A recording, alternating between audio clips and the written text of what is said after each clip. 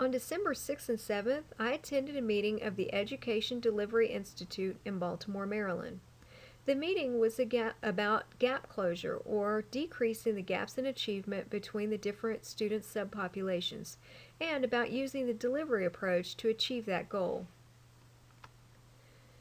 It was a real honor to be asked to attend this meeting, and so I'd like to tell you a little bit about it. First, I want to provide you with a definition of delivery and an overview of what EDI, or the Education Delivery Institute, is all about, and to share some of the key points and activities from the meeting. Delivery is a systematic process through which public sector leaders can drive progress and deliver results.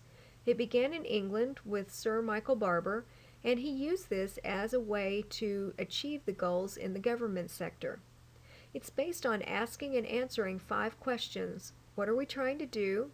How are we going to do it? How will we know if we're on the right track? What will we do if we're not on the right track? And how can we help? There are several states that are K-12 EDI partners, and if you go to the EDI website, you can find out how each of these states is using the delivery approach. On day 1, we looked at a lot of data related to gap closure, and we also did lots of self-evaluations of our strategies that we're using right now. And on day 2, we built on those discussions and moved towards action. We started out by using this graphic. On the y-axis, you can see that we looked at the impact of each of our strategies on gap closure. On the x-axis, we classified each of our strategies as to the impact that they might have on overall student achievement. And so we put our strategies onto index cards and placed them in the quadrant that we thought they would fit, and it looked like this. In the uppermost right-hand corner, you can see that there's a strategy called Digital Learning Algebra 1 Blended Learning. That's the blended learning pilot project that my team is currently working on. Blended learning is a teaching method that combines the best of face-to-face teaching with online learning.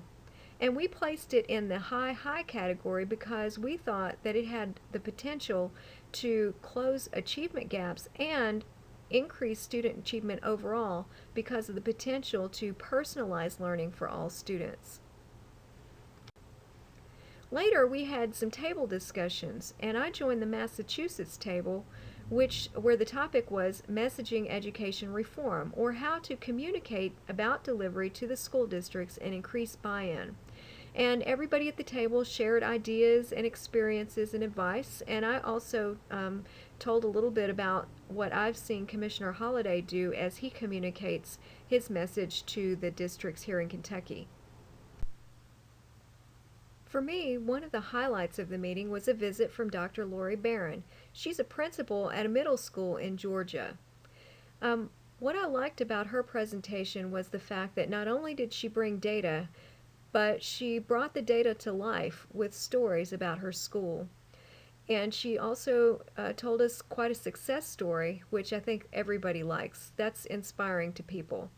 And she told about how at her school when she first came, test scores were very low and discipline was very bad. And at first she tried to improve discipline, but realized that she needed to start focusing on improving the instruction as well.